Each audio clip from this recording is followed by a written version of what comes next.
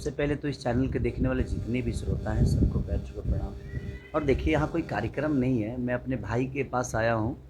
और आता हूँ तो जब जहाँ व्यक्तिगत रिलेशन होता है सबसे मिल के ही जाता हूँ मैं। और राजीव जी से हम लोग का एक रिलेशन है। तो आदमी जब पटना आया था तो भैया पटने भी रहते हैं, तो एक परिचय है हमारा, अपना व्यक्तिगत रिलेशन है। तो आदमी सोचता है कि सब परिवार से मिल के फिर आदमी बॉम्बे के लिए जाए। फिर भी ये एक राजनीतिक परिवार है, लंबे समय से राजनीति से जुड़ा हुआ है और ये खुद ये भी राजनीति में नई पारी की शुरुआत करने के लिए आए हुए, तो ऐसे में आपका। देखिए, राजनीति में और मोहब्बत में दोनों में बड़ा फ़र्क है। परिवार राजनीति हो सकता है लेकिन दिल तो इंसान का ही है। लेकिन इनकी मोहब्बत भी राजनीति हो गई है। नहीं, ऐसा नहीं है। ऐसा देखिए, राजीव जो जी, जो चुनाव जो रणनीति। देखिए जो दिल से जुड़ा होता है और जो दिल का अच्छा आदमी होता है उसके लिए नेता बनना और अभिनेता बनना बहुत बड़ी चीज़ नहीं होती है। तो कहीं न कहीं राजीव जी दिल के बड़े अच्छे हैं, तो इनके लिए कुछ भी बनना पॉसिबल है। क्योंकि इंसान दिल से अगर कुछ करता है तो शायद बड़ा खूबसूरत होता है, क्योंकि दिल ही है क्योंकि अच्छे डिसीज़न लेता है। तो इनको हर जगह से तो ईश्वर ने दिया ही है इनको कमी किस चीज़ की है। तो इनके मन में अगर जनता के प्रति श्रद्धा है तो मेरा शुभकामना है अपने बड़े भाई के साथ कि ये शुभकामना इसलिए दे रहा हूँ कि एक अच्छे इंसान को अगर यहाँ की जनता चुनेगी तो शायद अगर ये अपने और जो आदमी खुद का विकास नहीं कर सकता, मुझे नहीं लगता कि वो किसी और के लिए विकास कर पाएगा। तो राजीव जी दिल के अच्छे हैं। चुनाव लड़ रहे हैं, महाराज उनसे तो क्या मेरी अपने बड़े भाई के लिए शुभकामना है कि इनको भारी से भारी मतों से विजयी बनाए यहाँ की जनता, और प्यार से बनाए। यहाँ लड़ाई झगड़े की बात तो है नहीं, यहाँ तो मोहब्बत की बात मोहब्बत से पहुँचनी चाहिए हर आदमी के अंदर। और वो गुण इनके अंदर है जो इनका एक बार अगर कोई इनसे मिले तो इनका होके हो रह जाता है। तो कहीं ना कहीं इनके अंदर वो गुण है कि, और जनता सेवा भाव जो होता है, जल कल्याण की जो भाव होती है, वो हमेशा इंसान के अंदर होना चाहिए, चाहे जो भी हो इंसान। और अपने दायित्व को अगर लगता है कि मेरा दायित्व अपने क्षेत्र के लिए बड़ा हो सकता है तो मुझे लगता है कि उस इंसान को दायित्व करना चाहिए। आप खुद भी सुपरस्टार हैं, भोजपुरी फिल्म के कई बड़े स्टार, मनोज तिवारी जी, रवि किशन जी, राजनीति में ऊंची मुकाम तक जा चुके हैं, तो क्या अगला चेहरा आपका हो सकता है? देखिए, बात ऐसा है कि मेरा व्यक्तिगत जो अपना विचारधारा है, सेवा हम नेता बन के भी कर सकते हैं और सेवा नेता ना बन के भी कर सकते हैं, अगर आपके मन में सेवा भाव है तो मेरा अभी कुछ इरादा ही नहीं है। इसलिए नहीं है कि अब बड़े भाई हमारे राजीव जी है ये हैं तो ये लोग सेवा कर ही रहे हैं, तो मुझे भी ज़रूरत ही नहीं है। बट अगर ऐसा समय आएगा तो आप लोग को खुद ही नज़र आएगा कि मैं क्या करने वाला हूँ। बट अभी कोई इरादा इसलिए नहीं है कि मैं जहाँ हूँ वहाँ का राजा हूँ। और आज मैं बोल रहा हूँ तो पूरी दुनिया सुन रही है, कल दुनिया बोलेगी तो मुझे सुनना पड़ेगा। तो जब तक मेरी दुनिया सुन रही है तब तक मैं उनके दिल की बात सुनकर और उनके विचारधारा में रहूं और उनका मनोरंजन का साधन बनूं। और मुझे अभी लंबा काम करना है। तो बाकी बड़े भाई लोग काम कर ही रहे हैं, नेता बन के अपने जीवन को चला ही रहे हैं, लोगों के भलाई के लिए हर जगह सोच ही रहे हैं। तो ये लोगों के विकास के लिए सोच रहे हैं, मैं लोगों के मनोरंजन के लिए सोच रहा हूँ। और जब ज़रूरत पड़ती है, जब लोगों को कष्ट होता है तो उस विकास भाव में मैं भी आ जाता हूँ, उस विचारधारा में मैं भी आ जाता हूँ कि लोगों ने मुझे प्यार देकर इतना बड़ा किया है, लोगों के सम्मान में मैं हूँ, मैं प्यार में हूँ, उनके आशीर्वाद में हूँ। तो मैं जो भी करूँगा मुझे लगता है कि मैं अपनी जनता के लिए करूँ। सुशांत सिंह की मौत हुई, उस पे उसके बाद सलमान खान पे सहित कई लोगों पे एफआईआर दर्ज हुए हैं, आप भी बिग बॉस में जा चुके हैं, इस पे क्या कहेंगे? देखिए, अभी सीबीआई जांच चल रही है और सीबीआई जांच के बाद मुझे लगता है कि अगर कोई दोषी पाया जाता है तो उसे सज़ा नहीं, फांसी दे देनी चाहिए। क्योंकि देखिए, वो भी किसी के बेटा थे और हमारे बिहार के लाल थे। बिहार के लाल होने के अलावा एक ऐसे अभिनेता थे और ऐसे ऊर्जावान इंसान थे वो, कि मुझे लगता है कि अपने दम पे उन्होंने अपने मुकाम को पाया। और परिवारवाद नहीं है वहाँ। वहाँ कहीं न कहीं मुझे लगता है कि उनकी मेहनत और लोगों का मोहब्बत उनको मिला और वो वहाँ तक पहुँच गए और हमारे बिहार के नाम को उन्होंने बड़ा किया। तो मुझे लगता है कि अगर कोई दोषी अगर मिलता है तो उसे सज़ा ही नहीं बल्कि परिवारवाद की जो फांसी। बात हिंदी फिल्म इंडस्ट्री में है, भोजपुरी में भी उस तरह का कोई ट्रेड देखने को नहीं मिलता है, तो क्या लकी मानते हैं भोजपुरी फिल्मों को इस तरह का परिवारवाद नहीं, मेरे दिखाना? कहने का मतलब कि मैं परिवारवाद का विरोधी नहीं हूँ सर। अगर आपके अंदर क्षमता है, मेरे बेटे में अगर वो काबिलियत है, अगर वो उतना मेहनत कर सकता है, अपने काम से लोगों को अपना बना सकता है, तो उसको बिल्कुल बनने का हक है। लेकिन अगर वो नहीं है तो मुझे प्रयास नहीं करना चाहिए। और उस जगह पे किसी और को लाना चाहिए जो उस काबिल है, जो उस लायक है। मेरे साथ रहने वाले मेरे एक भी भाई नहीं है, सब लोग अब अपने अपने अपने काम में अपना काम करते हैं। जनता में एक और चर्चा है कि इस बार खेसारी लाल यादव राजद का आरजेडी का स्टार प्रचारक बने। अभी तो समय बताएगा, ऐसी सूचना मेरे पास मिली नहीं है, बट मेरी जहाँ व्यक्तिगत रिलेशन है वहाँ तो मैं जाता हूँ। वो किसी पार्टी के तहत नहीं, वो मेरा अपना पर्सनल रिलेशन है। जैसे राजीव भैया से मेरा अपना पर्सनल रिलेशन है, तो इनको अगर लगेगा कि कहीं ना कहीं इनकी ज़रूरत है, एक छोटे भाई के नाते मैं इनका जितना हेल्प कर सकता हूँ कोशिश करूँगा जो अपने भाई के साथ। आरजेडी का स्टार प्रचारक बनेंगे, इसमें कहाँ तक सच्चाई है? अभी तक मेरे पास कोई सूचना ही नहीं है कि दुनिया क्या बोलती है नहीं बोलती है, बट वो परिवार का हिस्सा हूँ मैं। और जहाँ तक बात है, अगर भलाई के लिए अगर कोई भी मेरा परिवार खड़ा होता है तो मैं उस परिवार के साथ हूँ, वो मेरा अपना परिवार हो जाता है। भोजपुरी फिल्मों के विकास के लिए और भोजपुरी फिल्म इंडस्ट्री के विकास के लिए खेसारी लाल यादव जी द्वारा क्या प्रयास किए जा रहे हैं? देखिए, हमारे हाथ में अच्छी सिनेमा बनाना है, हम अच्छा सिनेमा दे सकते हैं दुनिया के लिए।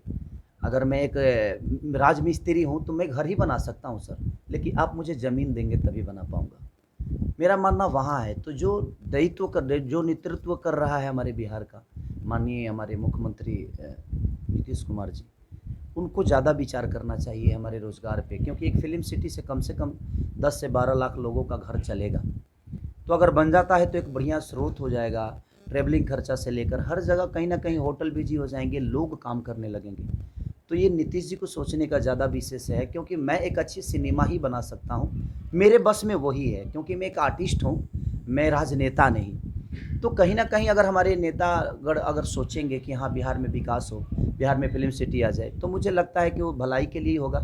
और यहाँ रह के आज खेसारी कोई भी प्रॉपर्टी बॉम्बे लेता है तो हम टैक्स महाराष्ट्र को देते हैं, लेकिन अगर हम यहाँ काम करना शुरू कर देंगे, यहाँ हमारी सुविधाएं मिलने लगेगी, तो शायद हम अपना टैक्स अपने राज्य को देंगे, तो कहीं ना कहीं उस राज्य का विकास होगा ही होगा। क्योंकि चंदे के पैसे से घर नहीं चलता है, पूजा पाठ हो सकता है। भोजपुरी फिल्में इधर लंबे समय से काफ़ी लोकप्रिय हुई हैं, लेकिन वो लोकप्रियता लोगों के घरों में नहीं पहुंची, यानी महिलाओं की संख्या भोजपुरी फिल्म नहीं, देखने मेरे को साथ पहुंची। ऐसा नहीं है।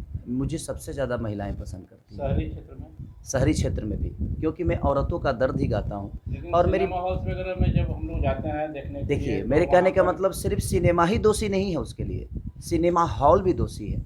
कि आज के डेट में हर आदमी अच्छा खाना चाहता है, अच्छा पहनना चाहता है, लेकिन उसको व्यवस्था तो आपको देना ही पड़ेगा ना। तो सिनेमा हॉल में सीटें अच्छी नहीं हैं, वहाँ सफाई सुथरा नहीं है। मल्टीप्लेक्स भोजपुरी फिल्में यस, लगाती नहीं है। बिल्कुल। हाँ, और मल्टीप्लेक्स हमारे यहाँ भोजपुरी फिल्म, तो ये तो सरकार का विषय है ना, कि सरकार अगर चाहे अपने भाषा को बढ़ावा देने के लिए, तो मुझे लगता है कि भोजपुरी सिनेमा भी थिएटर में लगेंगे, मॉल में लगेंगे। तो ये सरकार का काम है। हम कलाकार हैं सर, हम लड़ सकते हैं, हम प्रदर्शन कर सकते हैं, हम कागज़ पे साइन नहीं कर कहीं सकते। इस बात का मलाल तो रहता होगा। बिल्कुल रहता है सर। अच्छा ये बताइए, अगर हमारे भाषा को हमारे राज्य में अगर सम्मान नहीं मिलेगा, तो हम महाराष्ट्र में ढूंढेंगे अपना सम्मान, हम दिल्ली में जाकर ढूंढेंगे, हम हरियाणा में ढूंढेंगे, हम नेपाल में ढूंढेंगे? नहीं, हमें जहाँ का हम पैदा, अगर हमें हक चाहिए, हमें आगे तक बढ़ना है, तो हम अपने पिता से लड़ेंगे कि नहीं पापा मैं बीकॉम करना चाहता हूँ, मैं बीए करना चाहता हूँ, मैं मैट्रिक करना चाहता हूँ। हम जाकर किसी बगल वाले पड़ोसी से नहीं कहेंगे कि सर हम पापा हमें पढ़ना है, हमें पैसा दीजिए। तो हमें व्यवस्था हमारे पिता ही दे सकता है। और आज बिहार सरकार के पिता कौन है? माननीय नीतीश ये कुमार माना जी। जाए कि सरकार को इस मामले में थोड़ी सख्ती बरतते हुए बिल्कुल। कानूनी रूप से पास करना चाहिए कि भोजपुरी फिल्में मल्टीप्लेक्स जरूर लगाएं। बिल्कुल बिल्कुल। मैं क्या बोला आपसे कि जब तक हमें अपने भाषा को अपने राज्य में सम्मान नहीं मिलेगा, जहाँ तक हमें कितनी मीडिया अभी तक आप लोगों ने सवालों नहीं किया, बट मैं जहाँ भी इंटरव्यू देने जाता हूँ, सबसे पहला सवाल लोगों का यही होता है कि भोजपुरी में अश्लीलता बहुत है। मेरे कहने का मतलब कि जब हमारे मीडिया ग्रुप, हमारे बिहार के लोग ही इस बात को जब पूछेंगे, तो पूरी दुनिया तो समझ ही जाएगी ना कि कहीं अश्लीलता है, तभी तो मीडिया पूछ रही है। तो सबसे पहले इसको हटाना पड़ेगा आप लोगों को, कि हम अपने भाषा के बारे में ही किसी एक स्टार से, किसी नेता से, किसी कलाकार से हम ये पूछते हैं कि भोजपुरी में अश्लीलता बहुत है। तो जब हम अपने भाषा को खुद ही नीचा समझते हैं, हमारे साथ में चलने वाली लड़की कोई ज़रूरी नहीं है जो हमारी गर्लफ्रेंड है, वो हमारी बीवी है। हमारे साथ में चलने वाली औरत वो मेरी माँ भी हो सकती है, मेरी फूआ भी हो सकती है, मेरी बहन भी हो सकती है। हमारे देखने का नज़रिया कितना अच्छा है उस पर निर्भर करता है। तो ये ज़रूरी है, पहले खुद को संभालिए, उसके बाद पूरी दुनिया संभली है। कहाँ खेसारी को कोई प्रॉब्लम होता है? लॉकडाउन के दौरान भोजपुरी फिल्म और इससे जुड़े लोगों को भी काफ़ी समस्या है। समस्या सबसे ज़्यादा उन्हीं को आई है सर। आज कहीं ना कहीं रिक्शा चालक अपना रिक्शा चला रहा है, दुकानदार अपनी दुकानदारी कर रहा है, रोजगारी वाला रोजगारी कर रहा है, लेकिन सिनेमा लाइन को कुछ नहीं मिल रहा है। आज हमारे गांव देहात के लोग ब्यास जुझाल बजाकर अपने जीवन को चलाते हैं, हारमोनियम बजाकर प्रसंग गाकर अपने जीवन को चलाते हैं। आज वो सबके सब घर पे बैठे हैं, क्योंकि हमारा काम पब्लिकली है। और लॉकडाउन में ये डिस्टेंस दूरी बना के रखने वाली जो चीज़ें हैं, तो अगर कोई कलाकार आएगा तो शायद ये डिस्टेंस दूरी नहीं बनेगी, लेकिन उस पर सरकार का कोई विचारधारा नहीं आया है अभी। देखिए क्या होता है। लेकिन जिस तरह से आप एल्बम के गाने लॉन्च हो रहे हैं, 2-3 कई मिलियन व्यू हो जा रहे हैं, क्या लगता है कि भोजपुरी पर कितने रुझान बढ़ा है? देखिए, रुझान आज भी है, कल भी है, परसों भी था और आजीवन रहेगा। जिसको अपने माँ से प्यार है सर, उसके दिल में कभी खोट पैदा नहीं हो सकती। और भाषा हमारा जो है भोजपुरी, वो हमारी माँ है। हो सकता है जब हर लड़के डॉक्टर थोड़ी बनते हैं सर, हर लड़के मास्टर थोड़ी बनते हैं, हर लड़का इंजीनियर थोड़ी बनता है। तो मुझे लगता है कि हम इंजीनियर बन जाए, डॉक्टर बन जाए, लेकिन अपने माँ को तो नहीं छोड़ सकते। आज प्रदेशों में जाइए, हम अपने बच्चों को संस्कार से दूर कर देते हैं उसके भविष्य के लिए, कि तू जा अमेरिका पढ़ के आ तो शायद तू बड़ा भविष्य बना देगा। उसका तो भविष्य बना देते हैं आप, लेकिन मुझे लगता है कि उसकी सोसाइटी इतनी अच्छी हो जाती है और इतनी बेहतर हो जाती है कि उस सोसाइटी आपको एक्सेप्ट नहीं करती है, तो आप पिता होकर भी अपने बच्चों के साथ नहीं रह पाते हो।